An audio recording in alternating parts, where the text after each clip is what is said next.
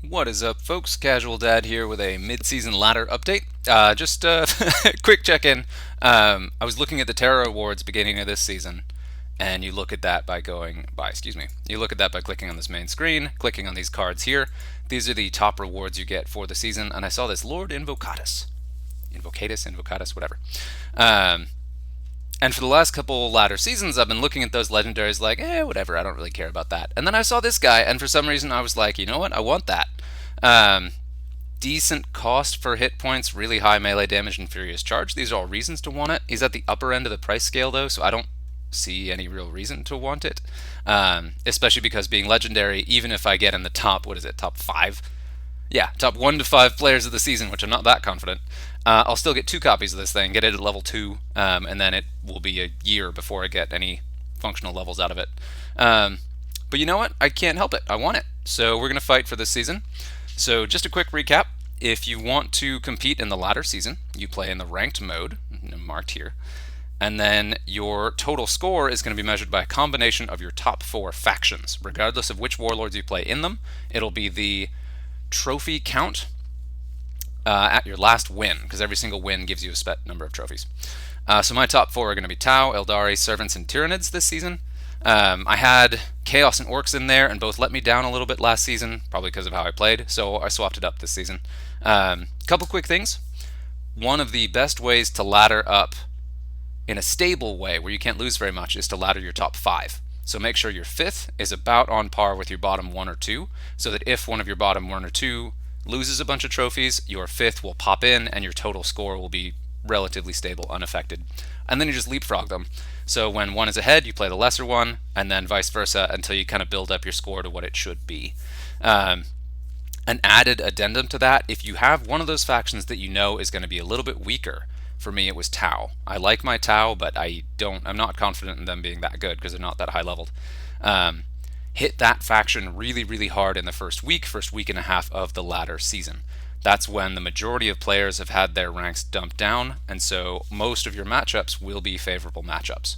Now you will level slowly because you're probably only going to be getting the minimum 45 trophies per win, but you're probably going to go on a real hot winning streak and do something like I did where I got my 2.8k deck up to 3.3k.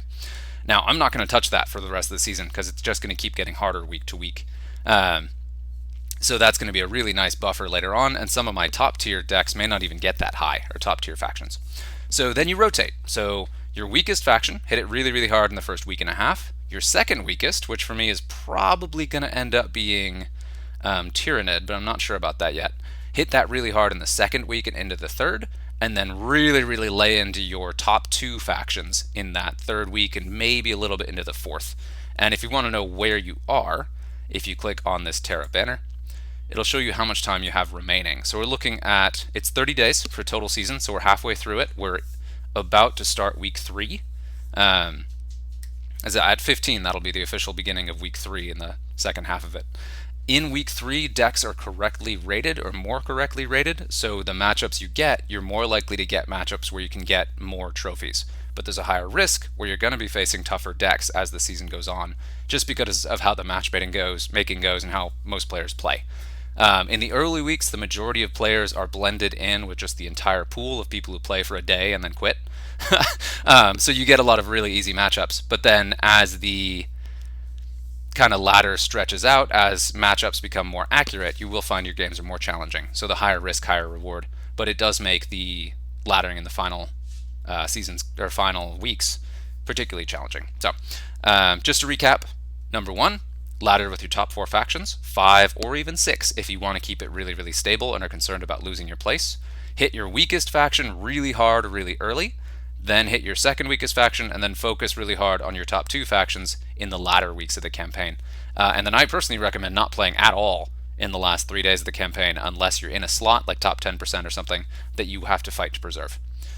Just because that will be the most risky time you could possibly play. You may get lucky and have your 2.8k deck beat a 3.2k deck and get a ton of trophies, but you could also have your 3k deck lose to a 2.2k deck and get penalized like crazy. So there's a minimum gain of 45. There is not a maximum, well, there probably is a maximum loss, but your losses are going to hurt more than your wins if you are higher rated than everyone else.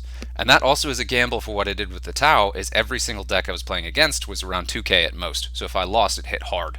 So I just played until I started losing more than 1 in 5. And then was like, you know what, I got to 3.4, I'll just play until I lose. I lost, I'm done. I'm not touching it again. So that's my mid-season update. I'll check in again later in the season. Just to go ahead and show it, the Tau deck that I used was my Aun'va. And I mentioned before too, in the early season you can use a momentum deck, that being a hyper aggressive deck with a Warlord you don't usually play, just so you can finish games and get wins very quickly. That's a really good way to do it. And so my Tau deck, where are you, buddy? Right here, Aun'va. As you can see, my cards aren't that high leveled, especially these two Riptides being the bulk of the list. Do a lot of readying here and a lot of just abusing Aun'va's ability to have these guys make absolute haymakers late game. You've got your taunts and your Medicae in there to keep them alive. This guy just being the 3-pointer I threw in there. Could be anywhere in the 5-point range if you have max deck points, but that's the one that made the most sense to me.